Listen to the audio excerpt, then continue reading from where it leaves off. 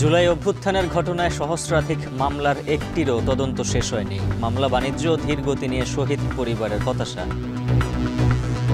আমার ছেলেরে গুলি করা শেখ হাসিনার বিচার আমি চাই। এটা কোনো লোক দেখানো বিচার হবে না, এবং এটা মানুষকে সান্ত্বনা দেওয়ার বিচার হবে না, এবং এটা বিচার করে দেখাইতে হবে আমাদের। স্বর্ণের লাগামহীন দামে বিক্রি কমেছে 60% পর্যন্ত। শুল্ক বাণিজ্য যুদ্ধ অন্যতম কারণ বলছে জুয়েলারি সমিতি। 3 বছরে চট্টগ্রাম বিমানবন্দরে কার্গো পরিবহন কমেছে 70%। ভারতের ট্রান্সশিপমেন্ট বাতিলে বাড়ার সম্ভাবনা। ভ্যাটিকানে পোপ ফ্রান্সিসের মরদেহে প্রধান উপদেষ্টার শ্রদ্ধা। আজ যোগ দেবেন অন্ত্যেষ্টিক্রিয়ায়, অংশ নেবেন একাধিক বৈঠকে।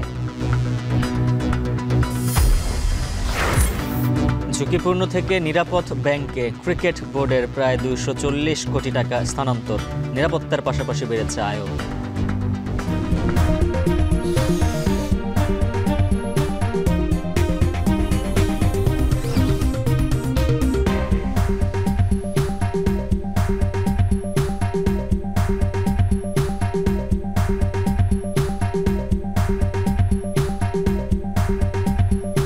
স্বাগত এখন সকালে। পুরো আয়োজনের সঙ্গে আছে আমরা দুজন, আমি উজ্জ্বল হাফিজ এবং আমি ইসরাত মুক্তি। জুলাই গণ অভ্যুত্থানে ছাত্র জনতা হত্যার ঘটনায় বিভিন্ন থানা ও নিম্ন আদালতে দায়ের করা মামলা ছুঁয়েছে হাজারের কোটা। নির্মম এই হত্যাযজ্ঞের অধিকাংশ মামলার বয়স 9 মাস পেরিয়ে গেলেও এখন পর্যন্ত একটি মামলারও তদন্ত শেষ করতে পারেনি পুলিশ। তবে রাষ্ট্রপক্ষের আইনজীবী বলছেন, মামলার বিচার শেষ করতে তাড়াহুড়ো করবে না তারা। এদিকে মামলা বাণিজ্য সহ বিচার কাজের ধীর গতি নিয়ে হতাশা স্বজন হারানো পরিবারগুলোর মাঝে। রাবি হোসেনের প্রতিবেদন, ছবি তুলেছেন আব্দুল লতিফ।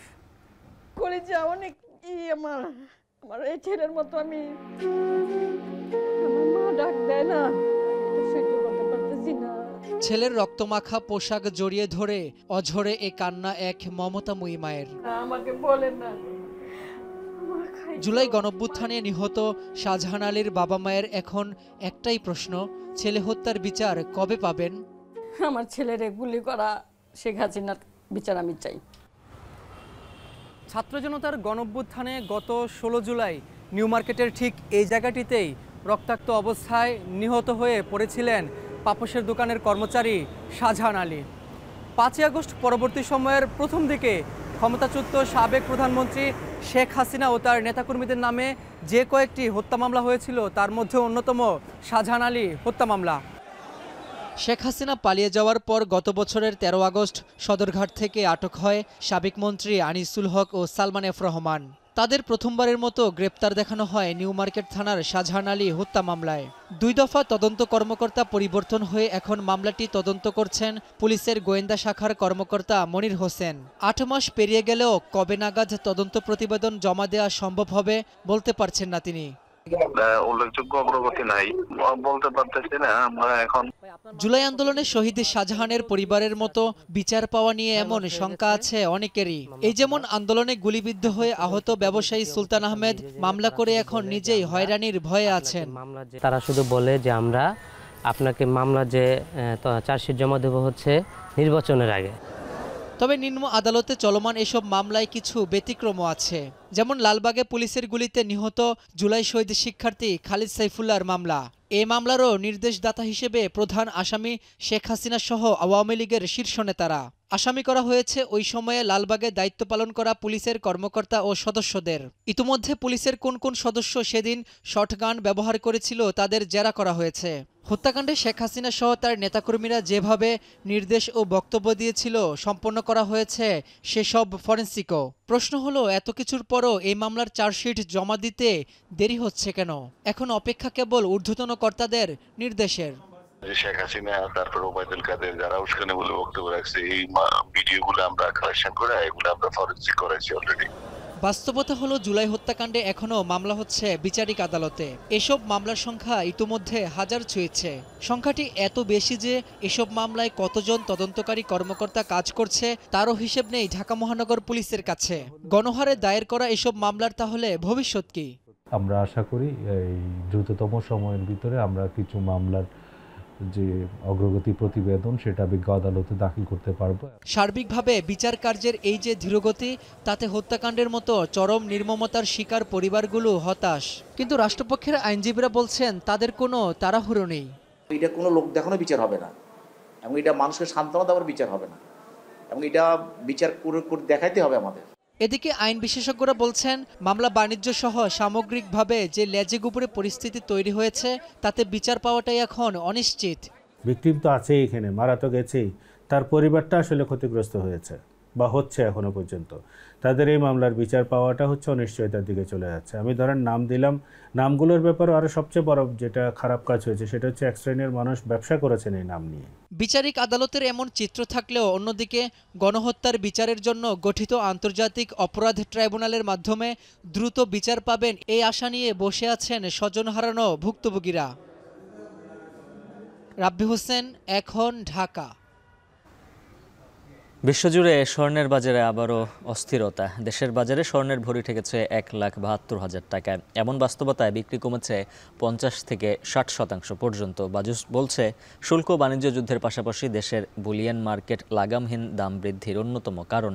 অর্থনীতিবিদদের পরামর্শ, ভূ রাজনৈতিক প্রেক্ষাপট বিবেচনা করে স্বর্ণের চাহিদা ও যোগানের সমন্বয় করতে হবে। আরও জানাচ্ছেন সাজিদ রাফাত।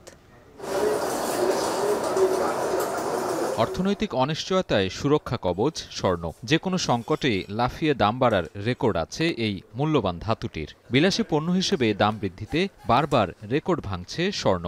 বিশ্ববাজারে তো বটেই, দেশের বাজারেও লাগামহীন এর দাম। শুল্ক ও বাণিজ্য যুদ্ধের উদ্বেগের কারণে মার্কিন ডলার যখন দর হারাচ্ছে, তখন আন্তর্জাতিক বাজারের সাথে দেশেও ধরাছোঁয়ার বাইরে যাচ্ছে স্বর্ণ। টানা 4 বার বৃদ্ধির পর কিছুটা কমলেও রেকর্ড ছুঁয়েছে দাম। বাংলাদেশ জুয়েলার্স অ্যাসোসিয়েশন বাজুসের তথ্য বলছে, চলতি বছর জানুয়ারি থেকে এপ্রিল পর্যন্ত দাম সমন্বয় হয়েছে 26 বার। এর মধ্যে দাম বেড়েছে 19 দফায় আর কমেছে মাত্র 7 বার। 2024 সালে দাম সমন্বয় হয়েছে 62 বার, যার মধ্যে দাম বেড়েছে 35 বার। প্রতি মাসে একাধিকবার তো বটেই, মাত্র একদিনের ব্যবধানেও দাম ওঠানামার চিত্রও দেখা যায়। দাম বৃদ্ধির ধারাবাহিকতায় সবশেষ 22 এপ্রিল 22 ক্যারেটের স্বর্ণের দাম বেড়ে দাঁড়ায় 1,77,000 টাকা। তবে একদিনের ব্যবধানে কিছুটা কমে দর ঠেকেছে 1,72,000 টাকায়। দেশের বাজারে এটি এখন পর্যন্ত রেকর্ড দাম। এমন বাস্তবতায় মধ্যবিত্ত ক্রেতাদের হাতের নাগালের বাইরে স্বর্ণ। বিয়ে কিংবা সামাজিক আয়োজনে কমছে এর ব্যবহার। হঠাৎ এমন চড়া বাজারে ক্রেতারা বলছেন, লাগামহীন দামের কারণে গহনা কিনতে হিমশিম খাচ্ছেন তারা। আমরা আর গোল্ডের দিকে যেতে পারি না, এবং আগামীতে আমরা গোল্ড কিনা বন্ধ করে দেব, কারণ আমাদেরও আর ক্রয় ক্ষমতার বাহিরে। বাইরের জায়গার চাইতে আমাদের দেশে একটু বেশি বাড়াইয়া দেয়। আগে যেটা 1 ভরির মধ্যে হতো সেটা এখন 8 আনা বা এরকম কমায় নিয়ে আসার চেষ্টা করতেছি, বা দেখা যাচ্ছে 22 ক্যারেট 21 ক্যারেট, আমরা এখন 18 ক্যারেটে আসতে যাচ্ছি। অব্যাহত দাম বৃদ্ধিতে চিন্তার ভাঁজ ব্যবসায়ীদেরও। দাম বাড়ায় আগের চেয়ে বিক্রি কমেছে 50 থেকে 60% পর্যন্ত। এমন অস্থিতিশীল পরিস্থিতিতে জুয়েলারি ব্যবসা ক্ষতিগ্রস্ত হওয়ার শঙ্কায় তারা। মার্কেটে আপনার যে কোয়ান্টিটি অফ সেল ছিল দাম বাড়ার আগে, এখন সেই কোয়ান্টিটি অফ সেল কমে গেছে। তো এটা প্রয়োজনে যারা ধরেন 5 ভরি কিনতো, তারা এখন 2.5 ভরি কিনছে। কাস্টমার আমাদের উপরে মানে গোল্ডের দোকানের উপরে ফেথ হারাচ্ছে। ইভেন আপনার এই অস্থিরতার কারণে বেচা কিনি, অনেকে ভাবছে যে এটাকে অ্যাসিড হিসেবে তুলনা করছে, যে এটা আমি কিনে রাখলে দাম বাড়বে। আবার অনেকে চিন্তা করছে দাম হয়তো আর একটু কমুক, আমরা কিনতে পারি। আর সাধারণ যারা আমাদের মতন যারা মধ্যবিত্ত, তাদের তো একদম ধরাছোঁয়ার বাইরেই। মার্কিন প্রেসিডেন্ট ডোনাল্ড ট্রাম্পের শুল্ককাণ্ডে বিশ্বজুড়ে স্বর্ণের বাজারে প্রভাব ফেলছে। শুধু দেশেই নয়, বিশ্ববাজারে স্বর্ণের আউন্স প্রতি দাম বেড়ে হয়েছে 3,319 মার্কিন ডলার। দেশের বাজারে দাম বৃদ্ধির জন্য বিশ্ববাজারের অস্বস্তিকর সমীকরণের পাশাপাশি বুলিয়ান মার্কেটকেও দায় দিচ্ছেন স্বর্ণ ব্যবসায়ীদের সংগঠন বাজুস। সাপ্লাই চেইন যেটা আছে, সেই সাপ্লাই চেইনের মধ্যে আমরা যদি ফলো করি, তাহলে যে পার্সেন্টেজ অফ কনজামশন বিভিন্ন ডাইভার্সিফিকেশনের অনেক বেড়ে গেছে। যেহেতু আমাদের দেশে লোকাল সোর্স বা ফর্মাল সোর্সে আমরা গোল্ড পাই না, তো ওই কারণে আমাদের তো আসলে মানে অন্ধকারে থাকতেই হচ্ছে। এই কারণে আমার তাঁতীবাজারে যে গোল্ডের রেটটা পাবলিশ হয়, ওই রেটটাকেই আমরা বাজুস পাবলিশ করি। তো সেখানে ধরেন ওয়ার্ল্ড মার্কেটের সাথে বাংলাদেশের তারতম্য একটু থাকতে পারে। অর্থনীতি বিশ্লেষকরা বলছেন, দেশের বাজারে স্বর্ণ আমদানি, চাহিদা কিংবা সরবরাহের কোনো নির্ভরযোগ্য তথ্য নেই। ভূ রাজনৈতিক প্রেক্ষাপটে ডলারের মূল্যমান কমে যাওয়ার আশঙ্কায় কেন্দ্রীয় ব্যাংকগুলোর রিজার্ভ হিসেবে স্বর্ণের চাহিদা বাড়ছে, যা ক্রেতাদের মধ্যে তৈরি করছে অর্থনৈতিক চাপ। তাই স্বর্ণের চাহিদা ও যোগানের সমন্বয়ের অভাব ঘোচানোর দাবি তাদের। পৃথিবীতে যখন টেনশন তৈরি হয়, অর্থনীতি নিয়ে যখন অস্থিরতা তৈরি হয়, তখন মানুষের সম্পদ আসলে কোথায় রাখবে, সেটার সেফ জায়গা কোথায়, সেটা হিসাবে মানুষ মূল্যবান ধাতু হিসাবে মনে করে যে স্বর্ণে রাখলে এটা বেশি সেফ। পৃথিবীতে যত সেন্ট্রাল ব্যাংক রয়েছে তারা তাদের যে সারপ্লাস থাকে, উদ্বৃত্ত থাকে, বৈদেশিক ফরেন কারেন্সির রিজার্ভ যদি সারপ্লাস থাকে হিউজ পরিমাণ, তখন তারা কিন্তু বিকল্প ভাবনা ভাবে। সেন্ট্রাল ব্যাংকগুলো কিন্তু এই স্বর্ণকে একটা বিনিয়োগের একটা বড় উপাদান হিসাবে মনে করে। শুধু সাজসজ্জায় নয়, অর্থনৈতিক দুর্দিনে বহুকাল ধরেই নিরাপদ বিনিয়োগ হিসেবে ভূমিকা রাখছে স্বর্ণ। তাই বৈশ্বিক বাজারের সাথে সঙ্গতি রেখে ব্যবসায়ীদের মুনাফার মার্জিনকে সমন্বয়ের পাশাপাশি স্বর্ণ কেনাবেচায় সচেতন হওয়ার পরামর্শ অর্থনীতিবিদদের। সাজিদ আরাফাত, এখন, ঢাকা। ভারত ট্রান্সশিপমেন্ট সুবিধা বাতিলের পর কার্গো পণ্য আমদানি রপ্তানিতে নতুন দিগন্তের দ্বার খুলছে চট্টগ্রাম শাহ আমানত বিমানবন্দরে। চট্টগ্রাম থেকে চীনের কুনমিং রাজ্যে ফ্লাইট চালুর উদ্যোগ নিয়েছে চায়না ইস্টার্ন এয়ারলাইন্স। এতে চীনের বিশাল বাজারের পাশাপাশি ইউরোপ ও মধ্যপ্রাচ্যের বাজারে কম খরচে কার্গো পরিবহন করতে পারবেন ব্যবসায়ীরা। তবে গত ৩ বছরে নানা জটিলতায় চট্টগ্রাম বিমানবন্দরে কার্গো পরিবহন কমে গেছে ৭০%। হোসেন জিয়াদের প্রতিবেদন। প্রায় ৮৫ বছর আগে ১৯৪০ সালে ব্রিটিশ আমলে যাত্রা শুরু হয় চট্টগ্রাম বিমানবন্দরের। ৯০ দশকের মাঝামাঝিতে মধ্যপ্রাচ্যের কিছু দেশের বিমান আসা যাওয়া শুরু হয় এ বন্দরে। ২০১৩ সালে বছরে ১৫ লাখ যাত্রী পরিবহনে সক্ষম এ বিমানবন্দর আন্তর্জাতিক সংস্থা আইকাওর স্বীকৃতি পায়। তবে যুগ পার করে যাত্রী পরিবহন, বাণিজ্য আর অর্থনীতির সাথে কতটা তাল মেলাতে পেরেছে এ বিমানবন্দর? পরিসংখ্যান বলছে গত ৩ বছরে শাহ আমানত আন্তর্জাতিক বিমানবন্দর দিয়ে কার্গো পরিবহন কমেছে প্রায় ৭০%। সমপরিমাণ কমেছে রাজস্ব আয়। আন্তর্জাতিক রুটে চলাচলকারী এয়ারলাইন্সের সংখ্যাও নেমেছে অর্ধেকে, আর ফ্লাইট অপারেশন বন্ধ করেছে 4টি এয়ারলাইন্স। শাহ আমানত বিমানবন্দরে ২০২২ সালে ১১,৯৮১ টন কার্গো হ্যান্ডলিং থেকে আয় হয় ৬,৮৫,০০,০০০ টাকা। ২০২৩ সালে মাত্র ৩,০০০ টন কার্গো হ্যান্ডলিংয়ে আয় নেমে আসে ২,১৯,০০,০০০-এ। ২০২৪ সালে ৪,৬৮০ টন কার্গো হ্যান্ডলিং থেকে আয় দাঁড়ায় ২,৮৮,০০,০০০। সিএনএফ এজেন্টরা বলছেন আমলাতান্ত্রিক জটিলতা, খরচ বৃদ্ধি সহ নানা কারণে জনপ্রিয়তা হারায় চট্টগ্রাম বিমানবন্দর। এখান দিয়ে যদি আমদানি কার্গো হয়, রপ্তানি কার্গো হয় না, রপ্তানি কার্গো হইলে আমদানি কার্গো হয় না। এসব সমস্যার কারণে ফ্লাইটগুলো আস্তে আস্তে বন্ধ হয়ে গেছে। বন্ধ হইতে হইতে এটা ২০২২ সালে টোটালি অফ হয়ে গেছে। বীর কারখানার ইন্ডাস্ট্রির মালিকারা বাধ্য হয়ে বাই রোডে ঢাকা নিয়ে মাল দিয়া ঢাকা থেকে বাই রোডে এবং বাইরে সময় ক্ষেপণ করে, অর্থ ক্ষেপণ করে এই মাল আমার বাইরে শিপমেন্ট করতে হয়। ২০২২ সালে 8টি কোম্পানির বিমান কার্গো পরিবহন করত। তবে ২০২২ সালে এমিরেটস, ২০২৩ সালে কুয়েত, ২০২৪ সালে ওমান ও ফ্লাই দুবাই একে একে বন্ধ হয়ে যায়। এতে বিপাকে পড়েন এ অঞ্চলের রপ্তানিকারকরা। বিকল্প ঢাকা ও কলকাতা বিমানবন্দর হয়ে পণ্য রপ্তানিতে বেড়েছে খরচ ও সময়। ব্যবসায়ীরা জানান, বাংলাদেশ থেকে বিমানযোগে ইউরোপ বা মধ্যপ্রাচ্যে পণ্য পাঠানোর খরচ কলকাতার তুলনায় প্রায় দ্বিগুণ। এর অন্যতম কারণ এয়ারলাইন্স প্রতিষ্ঠানে বাংলাদেশিদের অবস্থান দুর্বল হওয়া। বিদেশি এয়ারলাইন্সের তারা সিইওগুলি চায় না আমাদের দেশ থেকে পণ্য রপ্তানি হোক, এটাই আসল ব্যাপার। না হলে ভারত থেকে আপনার যদি 300 টাকা বাংলাদেশি টাকা হয়, বাংলাদেশ থেকে 700 টাকা কেন হবে? সেও জেট ফুয়েল জ্বালিয়ে যাচ্ছে, আমরাও জেট ফুয়েল জ্বালিয়ে যাচ্ছে আমাদের দেশ থেকে। ভৌগোলিক কারণে তাদের একটু যে তাদের দূরত্ব কাছে, কিন্তু এত বেশি হওয়ার কথা না। তবে সম্প্রতি ভারত ট্রানজিট সুবিধা বাতিল করায় বিমানে কার্গো রপ্তানিতে নতুন সুযোগ তৈরি হয়েছে, যা কাজে লাগাতে পরিসর বাড়ানোর পদক্ষেপ নিয়েছে কর্তৃপক্ষ।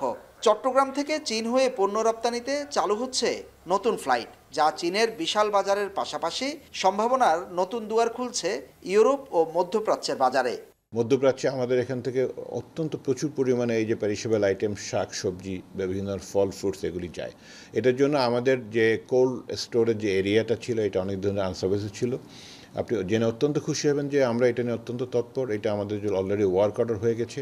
এয়ার ভেসেল যদি আপনার এক্সপোর্ট হয় তাহলে দেখবেন খরচটা অনেকাংশে কমে আসবে, যেটা ইন্ডিয়া থেকে সুবিধাটা হতো এবং অ্যাভেলেবেল ফ্লাইট থাকে। যে এয়ারপোর্টটা আছে চট্টগ্রাম বন্দরে তেমন বিজি না, তেমন কার্গো আসে না। এখন যদি এখন নতুনভাবে শুরু করে তাহলে ঢাকার থেকে চাপ কমবে এবং চট্টগ্রাম ইউজ হলে আমরা চট্টগ্রামের সুবিধাটা বেশি পাবো। তবে মধ্যপ্রাচ্য ও ইউরোপের বাজারে বিমান ভাড়া কমানো ও ফ্লাইট সংখ্যা বাড়ানো না গেলে এই উদ্যোগ কতটা সফল হবে তা নিয়ে সংশয়ে ব্যবসায়ীরা। হুসাইন জিয়াদ, এখন চট্টগ্রাম। খুলনা প্রকৌশল ও প্রযুক্তি বিশ্ববিদ্যালয়ের উপাচার্য অধ্যাপক মোহাম্মদ মাসুদ ও উপ উপাচার্য অধ্যাপক শেখ শরীফুল আলমকে প্রত্যাহার করে প্রজ্ঞাপন জারি করা হয়েছে। উপাচার্যকে নিজ বিভাগে সরিয়ে দিয়ে ন্যস্ত করা হয়েছে। ছাত্র রাজনীতি নিষিদ্ধ করার দাবির দ্বন্দ্বের জেরে 18 ফেব্রুয়ারি কুয়েটে ছাত্রদল যুবদলের সঙ্গে শিক্ষার্থীদের সংঘর্ষ হয়।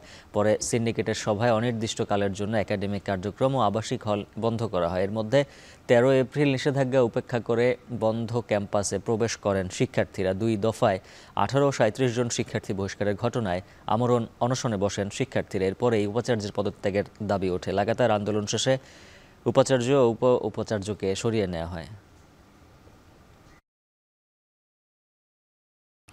ভ্যাটিকান শহরের সেন্ট পিটার্স স্কোয়ারে পোপ ফ্রান্সিসের মরদেহে শ্রদ্ধা জানিয়েছেন প্রধান উপদেষ্টা ডক্টর মোহাম্মদ ইউনূস। বাংলাদেশ প্রতিনিধি দলকে স্বাগত জানান ভ্যাটিকান সিটির জেনারেল। এরপর ভ্যাটিকানের সেন্ট পিটার্স ব্যাসিলিকায় পোপের মরদেহের প্রতি শ্রদ্ধা জানান ডক্টর ইউনূস। এ সময় কিছুক্ষণ নীরবে দাঁড়িয়ে থাকেন তিনি।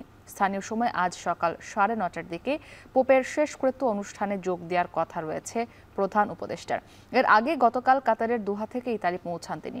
সেখানে তাকে স্বাগত জানান ইতালিতে নিযুক্ত বাংলাদেশ রাষ্ট্রদূত। পোপের শেষকৃত্যে অংশ নেবেন মার্কিন president Donald Trump, Prince William, জাতিসংঘ মহাসচিব আন্তোনিও গুতেরেস, ইতালির প্রধানমন্ত্রী জর্জিয়া মেলোনি সহ বিশ্বের বিভিন্ন দেশের রাষ্ট্র ও সরকার প্রধান। এদিকে আজ পোপ ফ্রান্সিসের শেষকৃত্যে অংশ নেওয়ার পাশাপাশি একাধিক বৈঠকে অংশ নেবেন প্রধান উপদেষ্টা ডক্টর মোহাম্মদ ইউনূস। রোমে এক সংবাদ সম্মেলনে একথা জানান প্রধান উপদেষ্টার প্রেস সচিব শফিকুল আলম। আপনারা জানেন তো যে ওনার ফিউনারাল যেটা হচ্ছে সেখানে উনি জয়েন করবেন। পুরো পৃথিবীর থেকে 132টা দেশের লিডাররা আসছেন, প্রফেসর ইউনূসও থাকবেন। এবং আপনারা জানেন যে ইতালির এক পত্রিকায় কারা কারা আসছেন তার মধ্যে সবার তো ছবি দেওয়া যায় না। দেখা যাচ্ছে যে ট্রাম্পের এবং আমাদের চিফ অ্যাডভাইজার প্রফেসর ইউনূসের ছবিটা এসছে। কালকে উনি এই পুরো সার্ভিসে জয়েন করবেন। উনি আসার পরে আমাদের আরো কিছু মিটিং হয়তো এঙ্গেজমেন্ট আছে, সেটা আমরা আমাদের এম্বাসির তরফ থেকে আপনাদেরকে জানানো হবে। পোপ ফ্রান্সিসের শেষকৃত্য অনুষ্ঠানের জন্য প্রস্তুত ভ্যাটিকান সিটি ও ইতালি। প্রায় 150টি দেশের প্রতিনিধির যোগ দেওয়ার কথা রয়েছে সেখানে। স্থানীয় সময় শনিবার সকাল 10টায় ভ্যাটিকানের সেন্ট পিটার স্কোয়ারে অনুষ্ঠিত হবে পোপের অন্ত্যেষ্টিক্রিয়া। পোপের শেষকৃত্যের পর সাইডলাইনে কূটনৈতিক আলোচনা করতে পারেন বিশ্বের বিভিন্ন দেশের নেতারা। জাহানারা ভুঁইয়ার প্রতিবেদন। পোপ ফ্রান্সিসকে শেষবারের মতো দেখতে ভ্যাটিকানের সেন্ট পিটার্স ব্যাসিলিকায় ঢল নামে হাজারো মানুষের। ধর্ম বর্ণ নির্বিশেষে শ্রদ্ধা জানিয়েছেন মানবতার এই দূতকে। গত 4 দিনে প্রায় 2.5 লাখ মানুষ সরাসরি শ্রদ্ধা জানিয়েছেন পোপকে। সাধারণের পাশাপাশি ক্ষণে ক্ষণেই হাজির হয়েছেন বিশ্বের বিভিন্ন দেশের রাষ্ট্র ও সরকার প্রধানরা। বেঁচে থাকতে যাদের সঙ্গে দেখা হয়েছে একাধিকবার, শেষবারের মতো তারাও পোপের নিথর দেহের সামনে দাঁড়িয়ে হয়ে পড়েন স্মৃতিকাতর। এরই মধ্যে বন্ধ হয়েছে পোপের কফিন। সাদা রেশম কাপড় দিয়ে ঢাকা হয়েছে পোপের চেহারা। পবিত্র পানি ছিটানো হয়েছে পুরো শরীরে। এরপর মুদ্রা ও মেডেলে ভর্তি একটি বাক্সে ঢোকানো হবে তার মরদেহ। সঙ্গে থাকবে তার কর্মগুণের কিছু তালিকাও। স্থানীয় সময় শনিবার সকাল 10টায় ভ্যাটিকানের সেন্ট পিটার্স স্কোয়ারে অনুষ্ঠিত হবে পোপের শেষকৃত্য। পরে তাকে সমাহিত করা হবে ঐতিহাসিক গির্জা সান্তা মারিয়া মাজৌরিতে। প্রথা অনুযায়ী সেন্ট পিটার্স ব্যাসিলিকাতে পোপ ফ্রান্সিসের সমাধি হওয়ার কথা থাকলেও তার ইচ্ছে অনুযায়ী সান্তা মারিয়া মাজৌরিতে হবে তার শেষ আশ্রয়স্থল। 1400 বছর আগে যিশু খ্রিস্টের মা ম্যারিকে প্রথম উৎসর্গ করা হয়েছিল ঐতিহাসিক এই গির্জাটি। এছাড়াও পোপ ফ্রান্সিসের বেশ পছন্দের জায়গা ছিল এটি। পোপ ফ্রান্সিস চেয়েছিলেন তার শেষকৃত্য অনুষ্ঠান হবে অতি সাধারণভাবে। ভ্যাটিকান কর্তৃপক্ষ সর্বোচ্চ চেষ্টা করছেন তার কথা রাখতে, তবে বিশ্ববাসী তাকে ভালোবাসা জানাতে কার্পণ্য করছেন না। পোপের শেষকৃত্য অনুষ্ঠানে যোগ দিচ্ছেন জাতিসংঘ মহাসচিব অ্যান্তনিও গুতেরেস, মার্কিন প্রেসিডেন্ট ডোনাল্ড ট্রাম্প, ব্রিটিশ যুবরাজ উইলিয়াম, যুক্তরাজ্যের প্রধানমন্ত্রী কিয়ার স্টারমার, ইউক্রেনের প্রেসিডেন্ট ভলোদিমির জেলেনস্কি, ইতালির প্রধানমন্ত্রী জর্জিয়া মেলানি, ফ্রান্সের প্রেসিডেন্ট ইমানুয়েল ম্যাক্রো, বাংলাদেশের অন্তর্বর্তী সরকার প্রধান ডক্টর মোহাম্মদ ইউনুস সহ বিশ্বের প্রায় 50টি দেশের সরকার ও রাষ্ট্রপ্রধান, 1.5 শতাধিক দেশের প্রতিনিধি উপস্থিত থাকবেন সেখানে। তবে উপস্থিত থাকবেন না ইসরায়েলের প্রধানমন্ত্রী বেনিয়ামিন নেতানিয়াহু, রুশ প্রেসিডেন্ট ভ্লাদিমির পুতিন ও ভারতের প্রধানমন্ত্রী নরেন্দ্র মোদী। নেতানিয়াহু ও পুতিনের বিরুদ্ধে আন্তর্জাতিক আদালতে যুদ্ধাপরাধের অভিযোগে গ্রেপ্তারি পরোয়ানা থাকায় পোপের শেষকৃত্যে যেতে পারেননি তারা। তবে নরেন্দ্র মোদীর অংশগ্রহণ না করার কারণ জানা যায়নি। সাধারণত পোপের মৃত্যুর 15 থেকে 20 দিনের মধ্যেই নতুন পোপ নির্বাচিত করা হয়।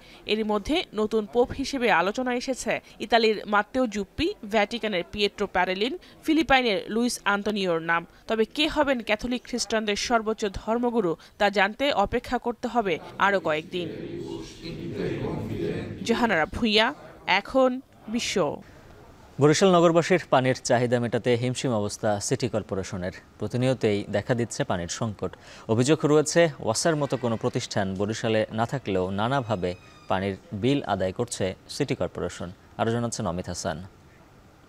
বরিশাল মহানগরীতে প্রতিদিন পানির চাহিদা রয়েছে প্রায় 7 কোটি লিটার, কিন্তু সিটি কর্পোরেশন থেকে প্রতিদিন সরবরাহ করা হচ্ছে মাত্র 3.5 কোটি লিটার। এতে নগরীর বিভিন্ন জায়গায় দেখা দিয়েছে পানির সংকট। নগরীর এই বর্ধিত এলাকাটিতে এখন পর্যন্ত এসে পৌঁছায়নি সিটি কর্পোরেশনের পানির লাইন। ব্যক্তিগতভাবেও পানি উত্তোলন করলেও সে পানির বিল দেয়া লাগছে সিটি কর্পোরেশনকে।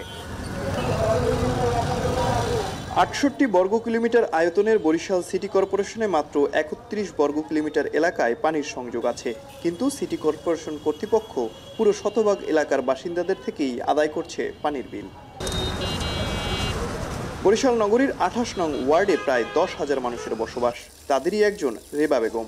নিজ বাড়িতে সিটি কর্পোরেশনের পানির লাইন না থাকায় পাশের বাড়ি থেকে দৈনন্দিন কাজে পানি নিচ্ছেন।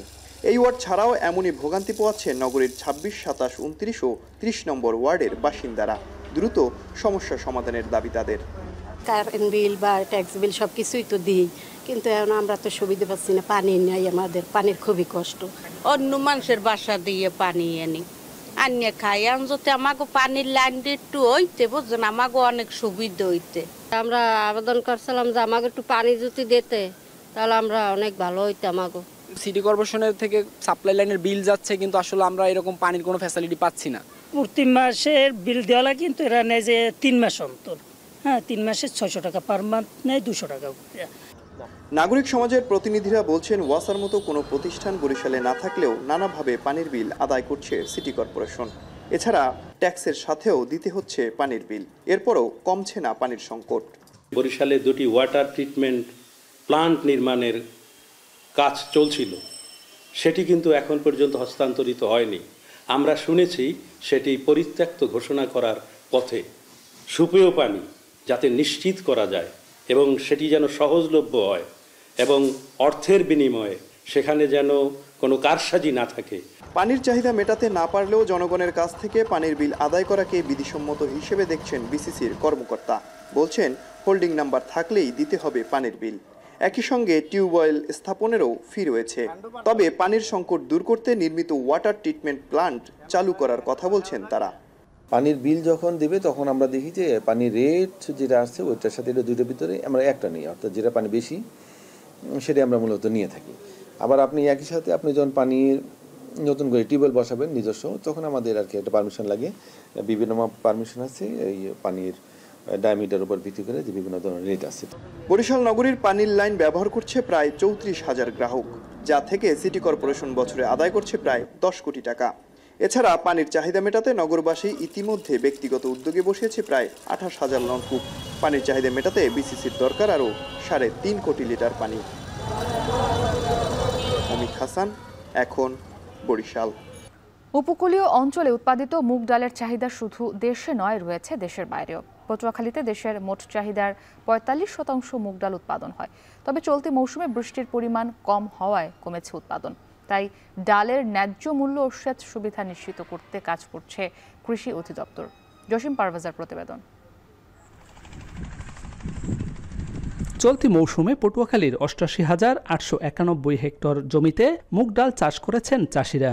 আমন ধান ঘরে তোলার পর জানুয়ারি মাসের শেষ সময়ে তারা ডালের বীজ বপন করে জমিতে। তবে এবছর মার্চ মাসে পর্যাপ্ত বৃষ্টিপাতের অভাবে আশানুরূপ ফলন পায়নি চাষিরা। এছাড়া মধ্যস্বত্বভোগীদের কারণে ক্ষতিগ্রস্ত হচ্ছে তারা। কিন্তু এক লবণ পানি, তাছাড়া বৃষ্টি বেদল নাই, এই তেমাগো কৃষিটা ভালো হয় নাই। গেল বছর ডাইল পেয়েছি 10 মণ 20 মণের, এবার মনে হয় যে 2 মণ ডাইল হইবেন। বর্ষা হয় না, এই ডাইল কম হয়েছে, হইতে এখন এরা কয় 3600 3700। এই যে তলি কষ্ট করি, কিন্তু আমরা এই কষ্টের ন্যায্য ফল পাই না। গত বছর পটুয়াখালীর 8টি উপজেলায় 360 টন ডাল উৎপাদন হয়, যা দেশের গণ্ডি ছাড়িয়ে রপ্তানি করা হয় জাপান, কোরিয়া ও অস্ট্রেলিয়ায়। চাষিরা প্রতি হেক্টর জমিতে 20 থেকে 25,000 টাকা খরচ করে পাবেন অন্তত 800 থেকে 1000 কেজি ডাল। তবে ডালের উৎপাদন আরও বাড়াতে মিঠাপানি সংরক্ষণ ও সেচ সুবিধা নিশ্চিত সহ মধ্যস্বত্বভোগীদের দৌরত্ব কমাতে কাজ করছে কৃষি সম্প্রসারণ অধিদপ্তরের কর্মকর্তারা। বৃহদাকার সেচ পরিকল্পনা গ্রহণ করেছি। আমাদের যে হাজা মজা খালগুলো আছে সেগুলো আমরা পূর্ণ খনন করে, এবং ওই মুগের ক্ষেত্রে আমরা যাতে নালা করে ফিতে পাইপ ব্যবহার করে এবং সহজ শর্তে এলএলপি সরবরাহ দিয়ে গ্রুপ করে কৃষকদের এলএলপি ক্রয় করে যাতে তারা মুগে সেচের ব্যবস্থা করেন, সেই জন্য আমরা কৃষকদের উদ্বুদ্ধ করতেছি। পটুয়াখালীতে গত বছরের চেয়ে এবার প্রায় 4000 হেক্টর বেশি জমিতে মুগ ডালের চাষ হয়েছে। সংশ্লিষ্টদের আশা, চলতি বছর উৎপাদিত মুগ ডাল অন্তত 600 কোটি টাকায় বিক্রি হবে। জসিম পারভেজ, এখন পটুয়াখালী। সরবরাহ কমায় নওগাঁয় সব ধরনের সবজির দাম বেড়েছে কেজিতে 5 থেকে 10 টাকা পর্যন্ত। গ্রীষ্মকালীন সবজির উৎপাদন কম হওয়ায় বেড়েছে দাম। বিস্তারিত জানাতে যুক্ত আছেন সহকর্মী আব্বাস আলী। আব্বাস, জানাবেন সবজি উৎপাদন কেন কমলো, আর নওগাঁয় স্থানীয়ভাবে কি পরিমাণ জমিতে এবার সবজির আবাদ হয়?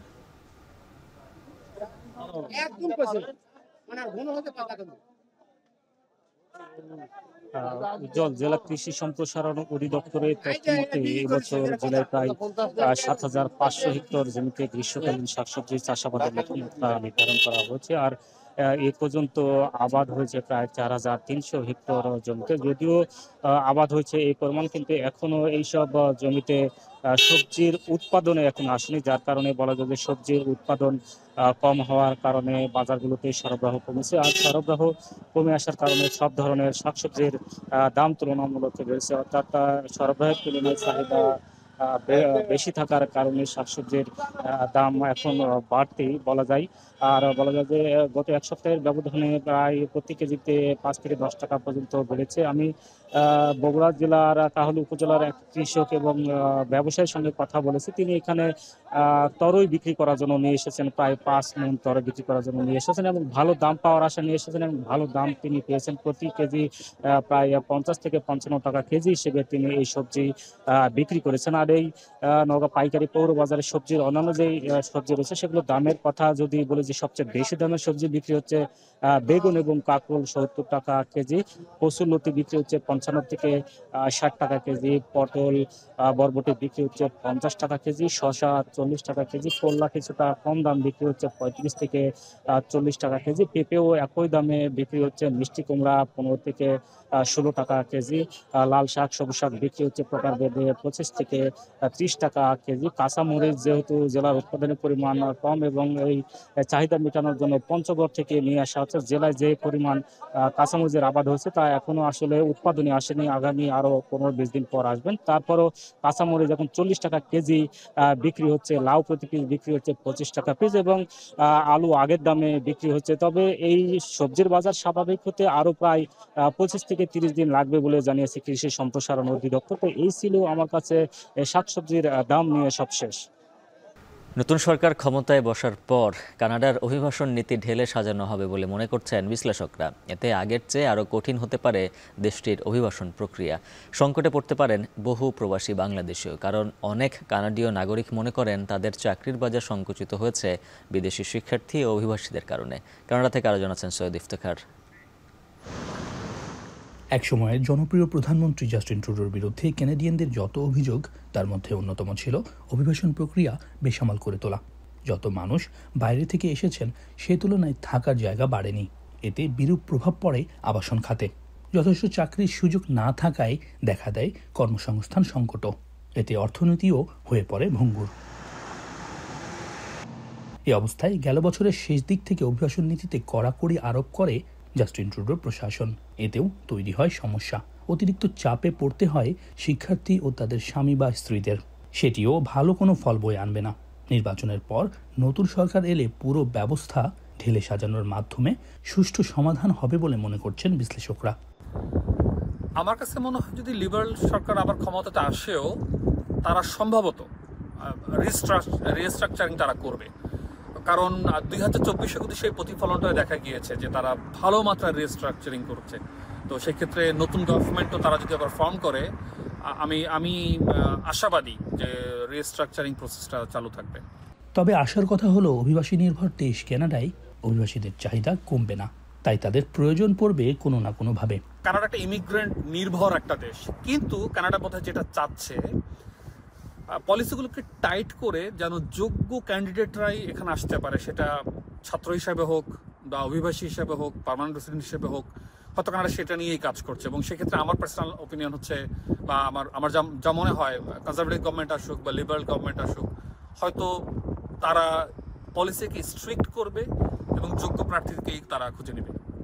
চলমান সংকটের মধ্যে আরও বড় প্রভাব ফেলেছে শরণার্থী হিসাবে আশ্রয়ের আবেদন। এর মধ্যে বাংলাদেশিদের আবেদনও নেহায়েত কম নয়। পর্যটক বা ট্যুরিস্ট ভিসায় এসে না ফেরার প্রবণতা, অবৈধ হয়ে নানা পন্থা খোঁজার কারণেই বেসামাল হয়েছে পরিস্থিতি। ক্ষুণ্ণ হচ্ছে দেশের সুনাম। সোমবার ফেডারেল নির্বাচনের ভোট গ্রহণ।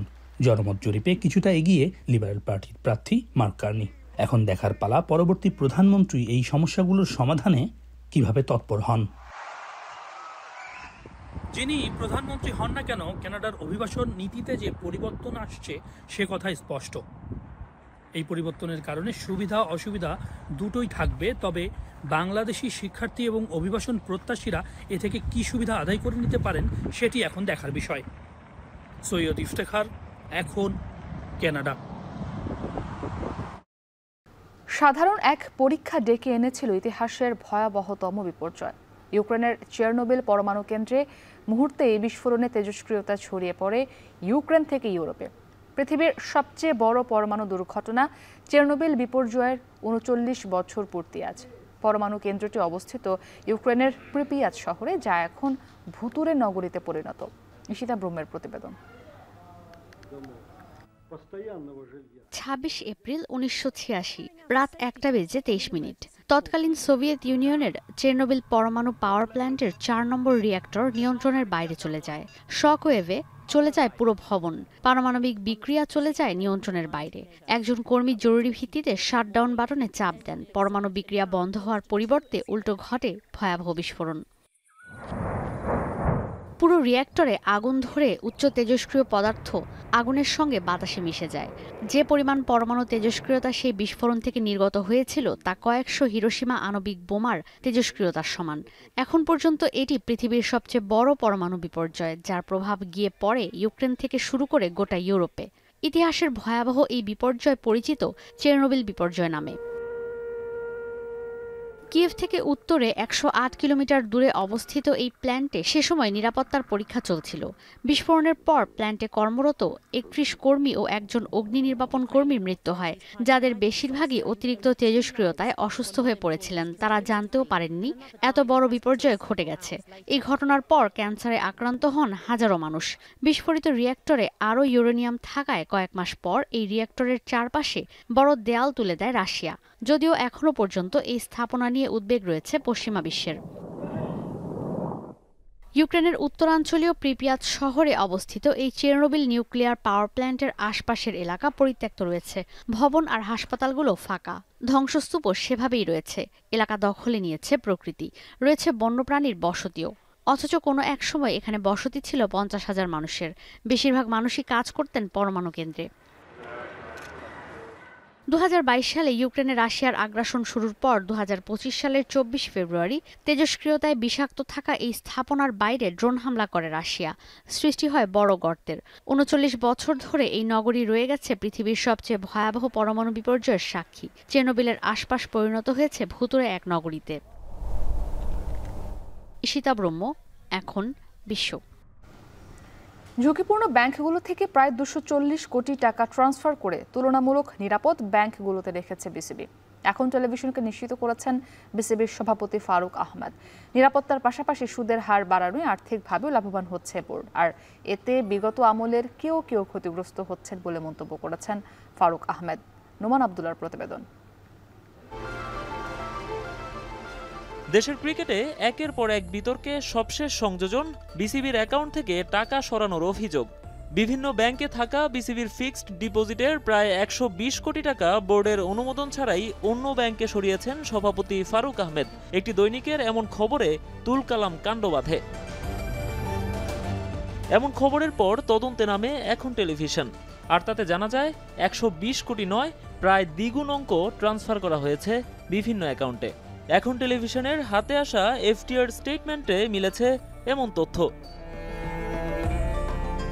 স্টেটমেন্টে দেখা যায় রাজনৈতিক পট পরিবর্তনের পর নতুন 13টি ব্যাংকে নতুন করে এফটিআর খুলেছে বিসিবি, যেখানে বিভিন্ন সময়ে প্রায় 240 কোটি টাকা ডিপোজিট করা হয়। এখন প্রশ্ন উঠতে পারে, আচমকাই কেন এমন সিদ্ধান্ত নিলেন ফারুক আহমেদ? দলিল বলছে, পতিত সরকারের আমলে যেসব ব্যাংকে টাকা রেখেছিল ক্রিকেট বোর্ড, সেসব ব্যাংকে ইন্টারেস্ট রেট ছিল তুলনামূলক কম। উদাহরণস্বরূপ আইএফআইসি ও মিডল্যান্ড ব্যাংকে থাকা বিভিন্ন কিস্তির 12 কোটি টাকায় 9 থেকে 10 টাকা হারে সুদ পেত বিসিবি, যেটি মধুমতি ব্যাংকে সরিয়ে নেওয়া হয় 11.5 টাকা সুদের হারে।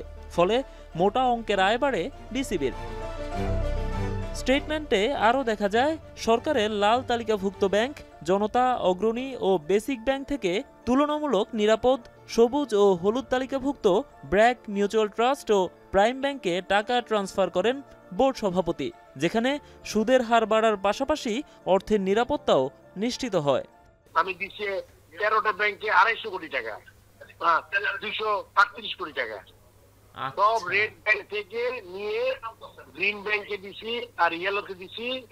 বিসিবি সভাপতির অভিযোগ, কম হারে ব্যাংকগুলোতে টাকা রেখে মোটা অঙ্কের অর্থ ভোগ করতেন বিগত কমিটির কর্তারা। 8% থেকে 11.5 থেকে 12% দিছি। এখন কারো পার মান্থে 500 কোটি টাকা করে লস হইতেছে কারো না কারো, ওই প্র্যাকটিসের দোষর দিয়ে। এই জন্য এই জিনিস করতেছে। তবে বেশিরভাগ পরিচালকদের না জানিয়ে এত বড় সিদ্ধান্ত নেয়ার কারণ কি? নাম প্রকাশে অনিচ্ছুক এক কর্মকর্তা জানান, পতিত সরকারের আমলে দায়িত্বে থাকা বেশিরভাগ পরিচালককে সহজে বিশ্বাস করতে পারেননি ফারুক আহমেদ। নোমান আব্দুল্লাহ, এখন ঢাকা। আগামী 2 বছরে ফুটবল ফেডারেশনের আর্থিক ঘাটতি অনেকটাই কেটে যাবে বলে আশা করছেন বাফুফের মার্কেটিং বিভাগের চেয়ারম্যান ফাহাদ করিম। বিগত বছরে দৃশ্যমান কোনো সাফল্য না দেখলেও বর্তমানে কিট স্পন্সর সহ বাফুফের হাতে রয়েছে জাতীয় পুরুষ দলের নিজস্ব পৃষ্ঠপোষক কোম্পানি। আর স্পন্সর প্রতিষ্ঠান বলছে, ফুটবলের চিত্র বদলে দেওয়ার চিন্তাতেই এ খাতে অর্থ বিনিয়োগ করছেন তারা। তাসওয়ান নাফির প্রতিবেদন। একজন ফুটবল ভক্তের বাংলাদেশ দলের জার্সির সাথে ছবি তোলার দৃশ্য। মূলত লাল রঙের এই জার্সিটি বাফুফের কিট স্পন্সর হিসেবে পরিচিত দৌড় নামের এক দেশীয় প্রতিষ্ঠানের তৈরি। একটা সময় মাঠের ফুটবলে বারবার ব্যর্থতার চিত্র ফুটে ওঠায় এ খাতে কেউই আগ্রহ দেখাতো না বিনিয়োগের। তবে বর্তমানে দৃশ্যপট বদলেছে অনেকটাই। প্রথমবারের মতো বাফুফের ঘরে এখন জার্সি স্পন্সর ছাড়াও রয়েছে জাতীয় পুরুষ ফুটবল দলের আলাদা পৃষ্ঠপোষক প্রতিষ্ঠান। তাহলে কি হামজার মতো ইংলিশ লিগে খেলা তারকা ফুটবলার আসার কারণেই চিত্র বদলেছে ফুটবলের, নাকি অন্য কোনো কারণ? যেহেতু এটা ফার্স্ট টাইম একটা ট্রান্সফরমেশন এসেছে কিটের ক্ষেত্রে, আমি যেটা বলবো, ধরেন বিএফএফ এর আগে কখনো কিট স্পন্সর ছিল না, তখন ওনারা যেটা হচ্ছে নিজেরা বানিয়েছেন। কখন কি লাগবে আগের থেকে জানতো, ওনারা হয়তো যাওয়ার 1 সপ্তাহ 2 সপ্তাহ আগে ওইভাবে রেডি করে। বাট যখন আপনি স্পন্সরের সাথে কাজ করেন আপনার ফুল একটা ডিটেল মানে অন পেপার প্ল্যান লাগে। যেহেতু আমরা খুব ভালো একটা সাড়া পেয়েছি, বিএফএফ পেয়েছে, আমরা পেয়েছি, ফুটবলের আর হামজা আসায় সব মিলে এখন অনেক কোম্পানি আসবে এই বিএফএফ এর সাথে যুক্ত হতে। ফেডারেশন বলছে এখনো পুরোপুরি কাটেনি বাফুফের আর্থিক সমস্যা, তবে আশা আগামী 2 বছরে অনেকটাই বদলে যাবে দেশের ফুটবলের অর্থনৈতিক চিত্র। আমাদের স্পন্সরের ঘাটতিটা অনেক, বাট আলহামদুলিল্লাহ আমরা শুরু করেছি এবং আমরা ভালো ভালো পার্টনার আনতে পেরেছি এবং সামনে আরও আসবে। সো কল সবসময় কথা ছিল যে ফুটবলের টাকা নেই। ডেফিনেটলি টাকার অনেক অভাব আছে, অর্থের অনেক অভাব আছে, বাট দ্যাট ডাজন্ট মিন সেটা এভাবেই থাকতে হবে। সো আমরা শুরু করেছি পার্টনারশিপ আনা। আমার মনে হয় অ্যাটলিস্ট 1 থেকে 2 বছর লাগবে আমাদের, ইনশাল্লাহ। তখন আমি বিশ্বাস করি আমাদের টোটাল যে ঘাটতি সেটা আমরা ফুলফিল করতে পারবো। ফুটবল সংশ্লিষ্টরা বলছেন শুধু ঢাকা কেন্দ্রিক আর্থিক সমস্যার সমাধান করলেই চলবে না, দেশের তৃণমূল পর্যায়ে ফুটবলের উন্নয়নে বিনিয়োগের ব্যবস্থা করতে হবে বাফুফের। তাহলেই ফুটবলে দেখা মিলবে সত্যিকারের উন্নয়নের। তাসওয়ান নাফি, এখন, ঢাকা। শেষ করব এখন সকাল। তার আগে শিরোনামগুলো জানিয়ে দিচ্ছে আরও একবার।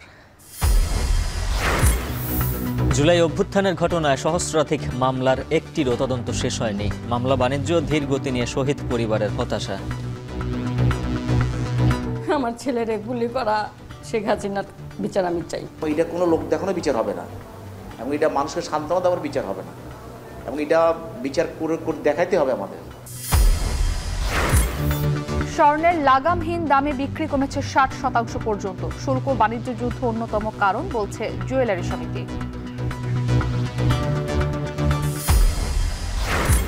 3 বছরে চট্টগ্রাম বিমানবন্দরে কার্গো পরিবহন কমেছে 70%। ভারতের ট্রান্সশিপমেন্ট বাতিলে বাড়ার সম্ভাবনা।